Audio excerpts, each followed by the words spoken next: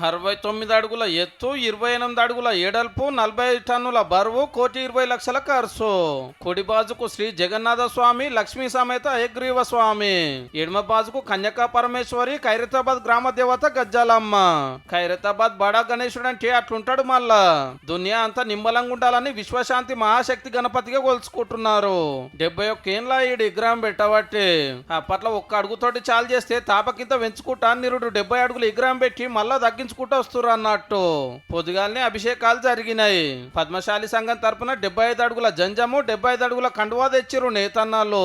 Local MLA Danam Nagender sir 15 కిలోల ఎండి కడని చేపించుకొచ్చిండు దేవునికి. Governor Jishnu Dev sir ఆనల్నే వచ్చి సర్కార్ తరపున తొలి పూజలు చేసి మంగళారతి ఇస్తే కళ్ళకు అద్దుకున్నారు భక్తులు.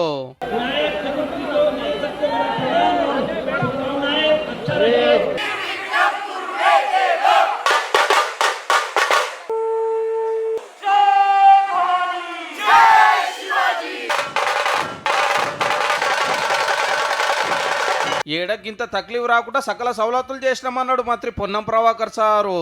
ఇటు ఖైరతాబాదు, అటు ఐమాక్స్, ఇటు లక్డీ కప్పులు ఏ తొవ్వకించి వచ్చినా దర్శనం చేసుకునేటట్టు క్యూ లైన్లు పెట్టిండ్రు. అయితే పొద్దుగాల లైన్లో నిలబడ్డ రాజస్థాన్ మహిళ అన్నే డెలివరీ అయ్యింది. 600 మంది పోలీసులు, 60 సీక్రెట్ కెమెరాలు, 100 మంది ప్రైవేట్ సెక్యూరిటీ అంబులెన్సులు. దినం పొద్దుగాల 6 గంటలకు వెళ్ళి రాత్రి 11 గంటల దాకా బడా గణేష్ దర్శన భాగ్యము. మహాగణపతి ఆశీర్వాదం అందరిపై ఉండాలని, తెలంగాణ ప్రజలందరికీ కూడా సుఖ సంతోషాలతో ఉండాలని, సమృద్ధిగా వర్షాలు పండి వారి పంటలతో రైతాంగం బాగుండాలి. పొద్దాక ముసురు పడతానే ఉన్నది. వచ్చే భక్తులు వస్తూనే ఉన్నారు ఆనకోట్లు వేసుకొని ఛత్రీలు పట్టుకొని. ఫస్ట్ నాడే దర్శనం చేసుకున్నామని మురిపంతోటి సెల్ఫీలు, ఫోటోలు, వీడియోలు గుంజుడే గుంజుడు.